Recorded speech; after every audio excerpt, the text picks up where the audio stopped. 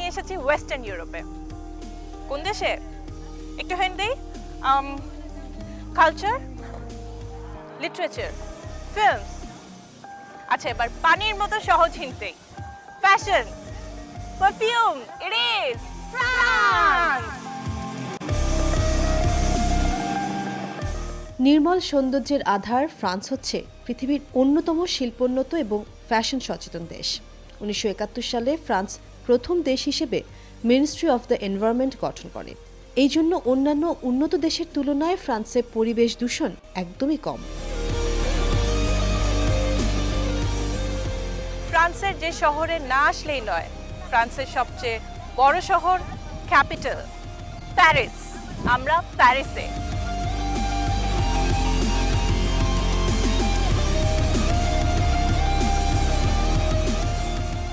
পৃথিবীর সপ্তম আশ্চর্য লা দ্যাম ডি ফর অর্থাৎ আইফেল টাওয়ার প্যারিসের চ্যাম্প ডি মার্সে অবস্থিত। 3টি ফ্লোর এবং 9টি এলিভেটরের সমন্বয়ে গঠিত আইফেল টাওয়ারটি প্রায় 1050 ফুট, যা 81 তলা একটি বিল্ডিংয়ের সমান।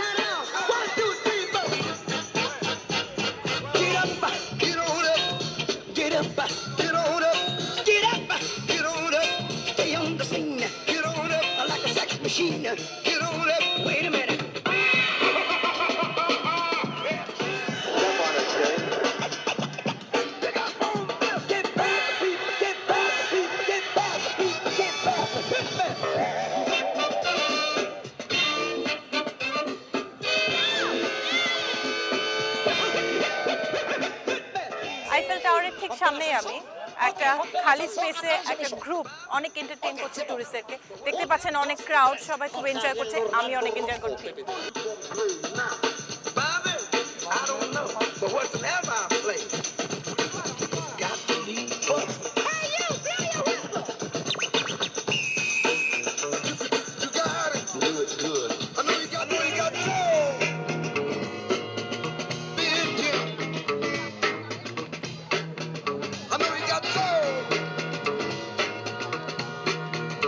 Mesdames et messieurs, attention, pendant le spectacle, on fait des acrobaties. Il suffirait qu'un enfant street passe dance et- প্যারিসের ঘুরতে আসা দর্শনার্থীদের কাছে Voilà, on va খুব le প্রিয়। récupérer là-haut. Donc faites attention. Deuxième chose très importante, c'est un spectacle totalement gratuit.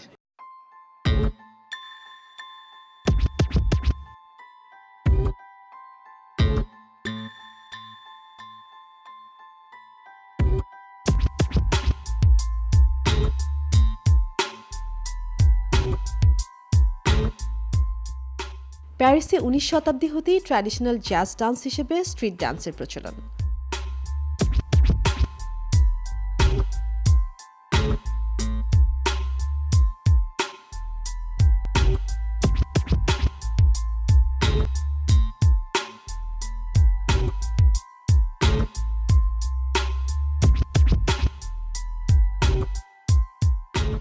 ফ্রান্সের প্যারিসে electro dance হিসেবে পরিচিতি পায় স্ট্রিট ডান্স। এছাড়াও রয়েছে hip hop, top dance, hardcore dance, যা প্যারিসে খুব জনপ্রিয়।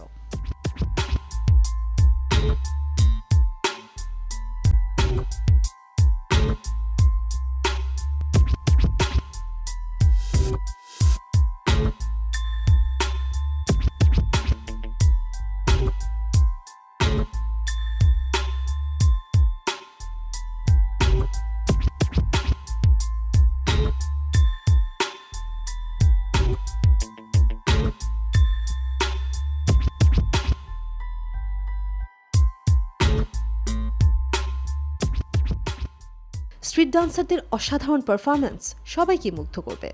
স্ট্রিট ডান্সকে সাধারণত বলা হয়ে থাকে ভার্নাকুলার ডান্স, যা পার্কে, রাস্তায় বা যে কোনো খোলা জায়গায় দেখানো হয়।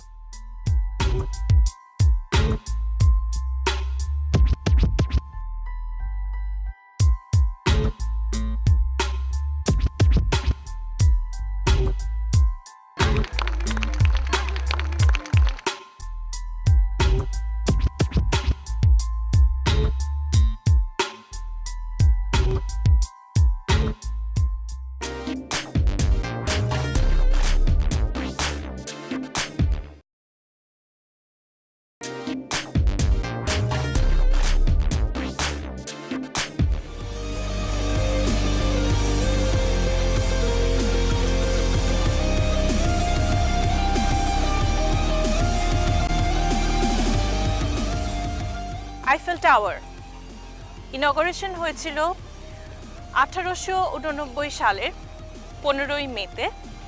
22 মাস লেগেছিল কনস্ট্রাকশনের কাজ শেষ হতে।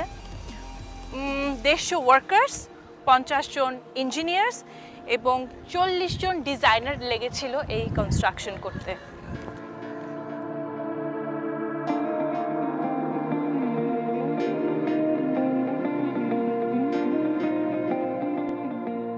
স্থপতি গুস্তাভ আইফেলের নকশাকৃত আইফেল টাওয়ার একটি অবজারভেশন টাওয়ার। সুন্দর এই রেডিও ব্রডকাস্টিং টাওয়ারটির কাজ শুরু হয় 1887 সালে এবং মাত্র 2 বছরে 1889 এর 31 মার্চ ওয়ার্ল্ড ফেয়ারে এটি সর্বসাধারণের জন্য উন্মুক্ত করে দেয়া হয়।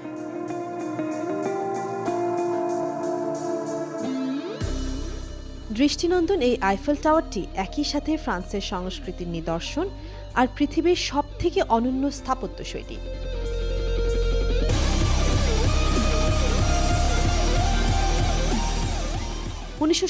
সালে নতুন করে আইফেল টাওয়ারের শীর্ষে অ্যান্টেনা যুক্ত করায় এটি কিসলার বিল্ডিং হতেও দীর্ঘতর। দর্শনার্থীদেরকে এলিভেটরে করে টাওয়ারটির প্রথম এবং দ্বিতীয় ফ্লোরে উঠতে হলে টিকিট কাটতে হবে। তৃতীয় ফ্লোরে উঠতে হলে অবশ্যই লিফট ছাড়া কোনোই গতি নেই।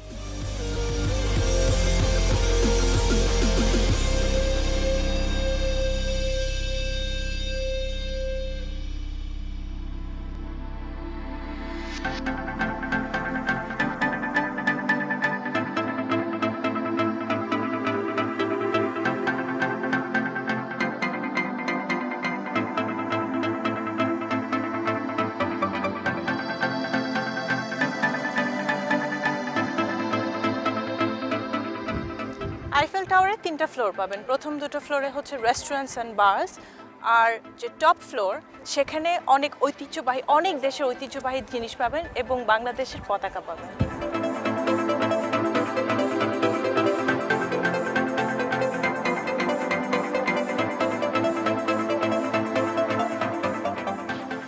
আইফেল টাওয়ারের আশেপাশের দৃষ্টিনন্দন পরিবেশ হাজার হাজার পর্যটকদের নিকট ভীষণ প্রিয়। বিশাল আকাশের সঙ্গে মিতালি করতে আইফেল টাওয়ার তার শীর্ষদেশ যেন তুলে ধরে অসীম গৌরবে। পৃথিবীর মোস্ট ভিজিটেড এই আইফেল টাওয়ারটি প্যারিসের দীর্ঘতর স্থাপত্য শিল্প, যেখানে 2011 সালে 7.5 মিলিয়ন দর্শনার্থীর সমাগম ঘটে।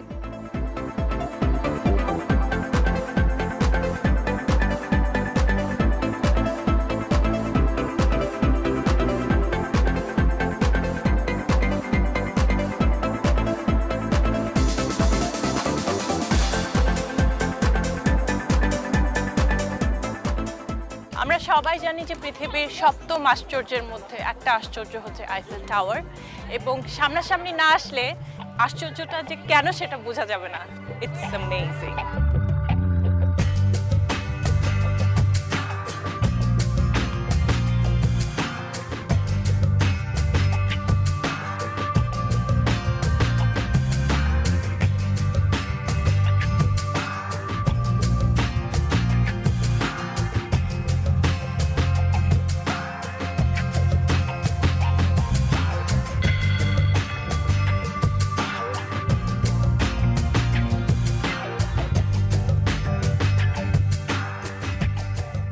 প্রকৃতির অপরূপ নিদর্শন প্যারিসের রূপ শুধু আইফেল টাওয়ারে সীমাবদ্ধ নয়। প্যারিসের সীমাহীন সৌন্দর্য যে কোনো মানুষের হৃদয়কে আন্দোলিত করবে।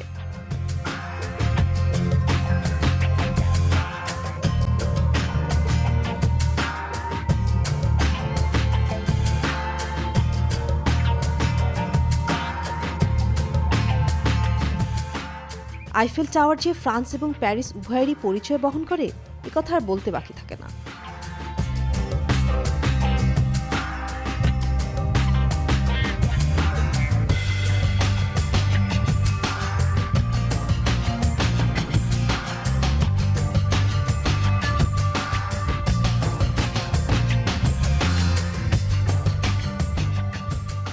সাম্প্রতিক সময়ে ফ্রান্সের স্থপতিরা আধুনিক আর পুরাতন আর্কিটেকচারাল স্টাইলের সমন্বয়ে প্রচুর ফিউশন ধর্মী স্থাপত্য গড়ে তুলেছেন।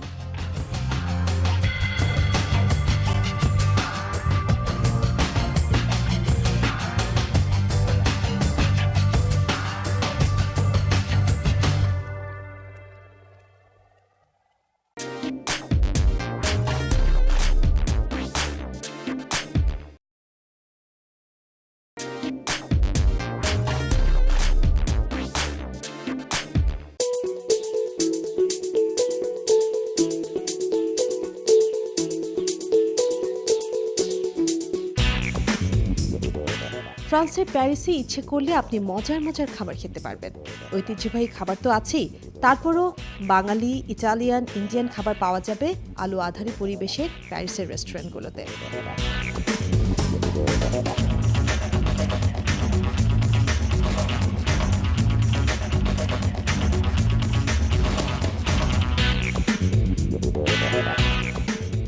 ফ্রেঞ্চ ফুড, ফরাসিদের খাবারের জনপ্রিয়তা পৃথিবীতে যেন দিন দিন বেড়েই চলেছে।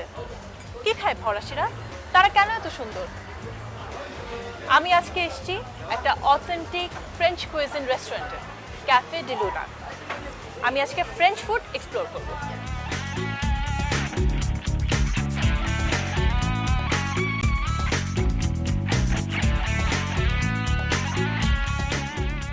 স্নিগ্ধ প্রশান্তিতে ভরপুর এসব ক্যাফে এবং রেস্টুরেন্টগুলোতে পাওয়া যাবে সুস্বাদু আর মুখরোচক খাবার, সাথে পানীয়। ফ্যাশন সচেতন প্যারিসবাসী ভোজনের ব্যাপারে খুব সচেতন।